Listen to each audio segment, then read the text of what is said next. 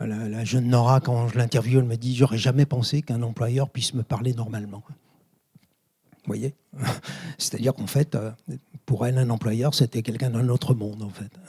Et le simple fait qu'elle nous dise, la première fois que je découvre qu'un employeur, c'est un individu normal et avec lequel je peux avoir une relation. Et en fait, on a beaucoup documenté toutes ces questions-là en se disant, donc il y a quelque chose qui n'est pas relatif à des éléments factuels, à des éléments objectifs, etc., mais qui relève vraiment de la construction des représentations avec des personnes qui ont construit des mondes, en fait, des mondes inaccessibles. Et du coup, on reviendra, l'emploi est perçu comme inaccessible pour un certain nombre de personnes.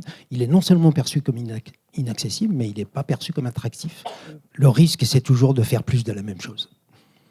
Toute l'histoire des dispositifs, quand on les évalue, on est très très frappé de voir que tu veux pas de ça, du coup on va te rajouter 10 heures d'accompagnement individuel supplémentaire, comme ça on est sûr que tu seras bien accompagné. Et on voit bien que le rapport qu'on les publie à l'accompagnement, il est aussi modifié. On a une étude France Compétences, par exemple, sur les points de vue des personnes qui ont fait des transitions professionnelles. Certains nous disent très clairement qu'ils ne veulent pas être accompagnés, qu'ils préfèrent se débrouiller tout seuls.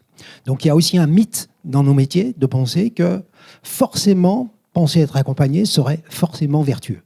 Or, ce n'est pas toujours perçu. Et dans la salle, peut-être qu'il y a des personnes qui ont été accompagnées dans certaines situations où elles n'ont pas trouvé que c'était extraordinaire. Parce qu'aussi, il y a des pratiques prescriptives historiques, il y a des pratiques morales historiques, etc. Dans Sèvres, par exemple, pourquoi il y a l'obsession de l'action ? Mais parce que c'est l'action qui mobilise. Et vous verrez qu'on est des dispositifs historiques qui sont d'abord fondés sur la réflexion de ce que je voudrais faire et de quelles seraient les étapes à combler, les escaliers à monter pour arriver à l'objectif. Il y a des gens pour qui le simple fait de passer son temps à le faire dans sa tête et en même temps repérer toutes les marches à gravir, c'est tout sauf mobilisateur. Et on pourrait même penser que c'est plutôt tétanisant parce que les marches sont trop importantes. On a beaucoup de mal aujourd'hui à sortir de la prescription. Il y a des prescripteurs, etc. Donc il faut savoir à quel point la prescription, c'est un modèle médical du diagnostic. Tu sais ce que les personnes ont, tu fais une ordonnance pour que les gens le fassent. Ils le font ou ils ne le font pas. S'ils ne le font pas, ça, la responsabilité leur est imputable. Donc il faut voir à quel point, depuis 30 ans, le modèle diagnostique est très présent. Alors du coup, vous voyez, la première chose que je dis à mes collègues, je dis, est-ce qu'on pourrait faire autre chose qu'un diagnostic ? Vous voyez ? Question provocatrice, mais qui en même temps, par exemple, on pourrait faire une analyse partagée de la situation. Qui du coup ne serait pas un diagnostic du point de vue d'un expert, mais plutôt d'identification des priorités du côté des personnes. Qu'il n'y ait pas d'ambiguïté dans ce que je dis, je ne désigne pas des coupables qui ne feraient pas du tout ce qu'il faut, c'est juste une observation, on a un cadre idéologique, c'est une conception des personnes qui sont derrière, verticale, dans lequel les personnes sont a priori pas partie prenante. Du coup, vous voyez où j'arrive. C'est-à-dire que dans des dispositifs où les personnes ne sont pas partie prenante, vous prenez un risque absolu qu'elles obéissent ou qu'elles désobéissent. Et pourquoi on a initié Sèvres, avec un collègue à l'époque de la FNARS, c'est qu'au fond, on pouvait maintenir un niveau d'engagement des gens sur une durée relativement courte, mais on confond l'engagement et la persévérance. C'est-à-dire que les gens se barraient.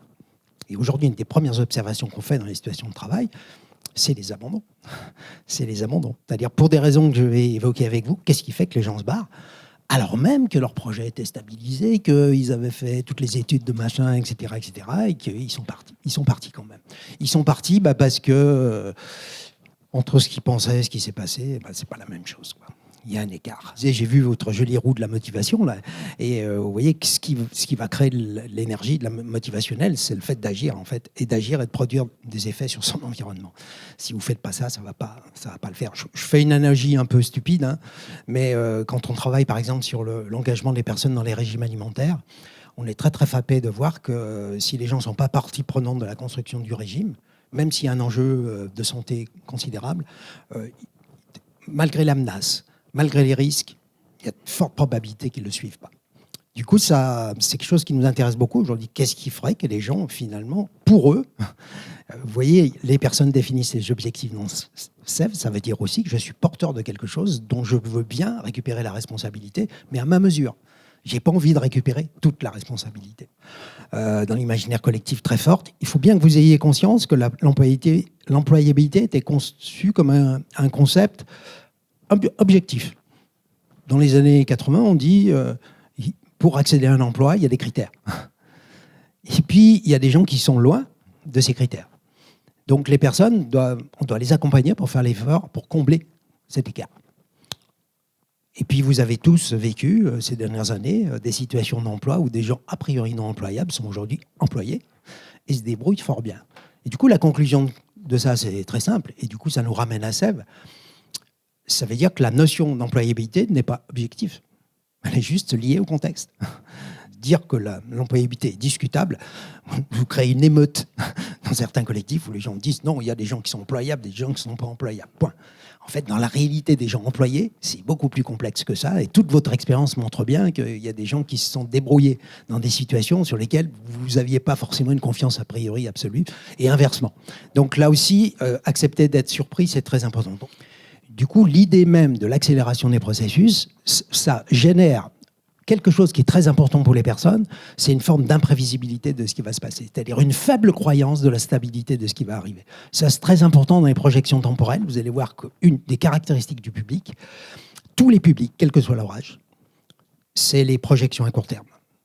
C'est de plus en plus difficile. C'est pour ça que tous les modèles historiques de l'accompagnement à l'emploi sont fondés sur le concept de projet professionnel. C'est l'histoire. J'ai vu sur Sèvres, le site national, une petite vidéo d'une personne, d'un professionnel qui explique que donc ce serait la fin des projets professionnels. C'est rigolo d'ailleurs parce que effectivement, il y a des gens qui sont plus du tout dans des modes projet et qui sont vraiment dans des modes opportunité parce qu'ils ont plutôt des arbitrages à faire au niveau là où ils habitent, trouver un loyer, avoir des revenus, vivre une expérience, etc. Et en fait, les projections à long terme marchent de moins en moins, quel que soit le public. Là aussi, c'est très important à avoir en tête. C'est-à-dire, dès que vous créez de l'imprévisibilité, vous créez tout ça. Puis, ce qu'on vit tous actuellement dans le contexte dans lequel on est, c'est le fait que tout est interconnecté et que d'une certaine façon, tout est interdépendant.